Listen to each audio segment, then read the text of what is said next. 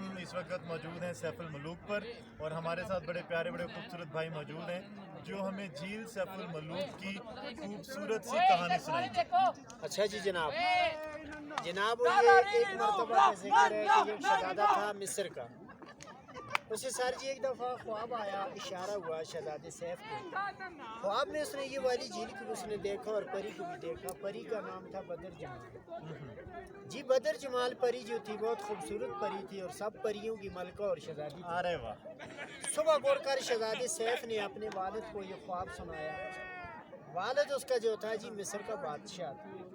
बादशाह ने कहा कि बेटा वो परी जो है नारी है, नारी चीज़ आपको नहीं मिल सकती। भाइयों नारी मतलब होता है आग वाली, नार से बनी होती है, इसलिए आदमजात को नजर नहीं है। शहजादे ने अपने वालिद को कहा कि मुझे परी मिला या न मिला, मैं झील देखने ज़रूर जाऊंगा, मुझे इजाज़त दे दो। वहाँ से शहजादे को इजाज़त मिली। शहजादा अपने घर से निकल आए। आते आते भाइयों 1 साल उसको मिस्र में घूमते घूमते गुजर गया। कहीं से भी यहाँ का रास्ता नहीं मिला ये झील को आने का। साल शहजादा वहीं घूमता रहा। साल के बाद चांद की 14वीं रात थी। उसे इशारा हुआ कि मलका पर्वत जो गुजरती झील है वहाँ चले जा, तुम्हें परी जो है ज़रूर मिल जाएंगी, से नज़र आ जाएंगी। ये मलका पर्वत है, सामने वाली पहाड़ है बाजी जो नज़र आ रही बर्फ़ वाली। इस पहाड़ का नाम है जी मलका पर्वत। मलका पर्वत इसलिए कहते हैं कि पर्वत आगी पहाड़, मलका आगी खूबसूरती। साल के 12 महीने इस पहाड़ के ऊपर वहाँ बर्फ़ पड़ी रहती है, वहाँ से कभी बर्फ़ नहीं। हज़ारों दुनिया इस पहाड़ से गिरी है लेकिन कोई नहीं चढ़ पाया। इसके ऊपर ये कहते हैं कि जन्नत का असरात है, जो भी जाते वहाँ से जिन उन लोगों को दे के नीचे गिरा दे। एक 98 का वाक़या है, ये मैं आपको आंखों देखी बात सुना रहा हूँ, बता रहा हूँ। 98 की बात है।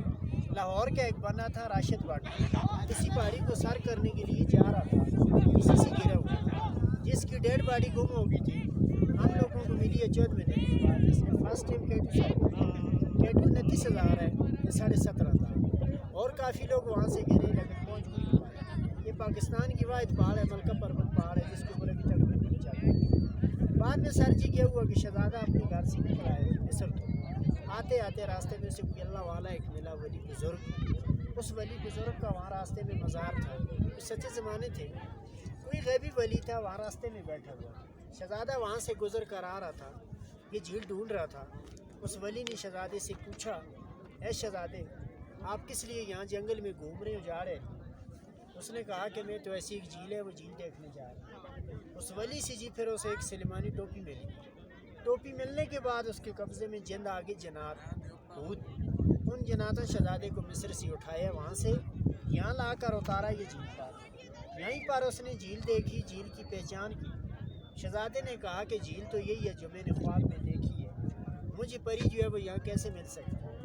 जिन्होंने कहा कि उसके लिए चेला करे और इबादत करे। शहजादे ने 40 दिन चेला काटा, अल्लाह की इबादत की उस परी के पीछे। 40वें दिन की बाद उसने दुआ मांगी है। उसी दिन में कहते हैं कि वो परियां यहाँ नहाने के लिए आ रही हैं कोई काफ से। और कोई काफ जो है रूस में और चेचनिया की तरफ है, रशिया में, वहाँ पे जो है परस्तान है। वहाँ से यहाँ 7 सहेलियाँ आई हुई थी यहाँ नहाने के लिए। 8वीं जो थी वही बदर जमाल जो शहजादे ने ख्वाब में की। शहजादे ने जब उस परी को यहाँ पे नहाते हुए देखा, जिनों को भेजा, जिन यहाँ पर पहुँचे, उस परी की पारी यहाँ से उठाए वो शहजादे सैफ को मिल गई। दूसरी भाग की वो यहीं रहेगी। शहजादा उसके सामने आए, परी और शहजादा दोनों भाइयों यहाँ आमने सामने आ गए। परी ने शहजादे सैफ को कहा, ऐ शहजादे मैं आपके साथ वादा करती हूँ कि मैं इकरार करती हूँ कि मैं चले जाऊँगी ज़रूर, लेकिन आज मुझे इजाज़त दी जाए कि मेरे पार मुझे दे दे, मैं एक देव की कैद में। अगर वो देव यहाँ पहुँच गया दोनों को ख़त्म कर देगा। देव का नाम था भाई देव सफ़ेद था, वो भी जन था, लेकिन देव सफ़ेद ने वहाँ पे सब परियों को बंद किया हुआ था और कैद किया हुआ था उसके कब्ज़े में। शहजादे ने भी मैंने उसने कहा कि मेरे साथ चलोगी, मैं पहले भी तुम्हारी तलाश में बड़ी मुसीबत काटी, आपको मेरी शौक से। उसने लिबास नहीं दिया क्योंकि उसने भाग जाना, फिर चादर पहनाई।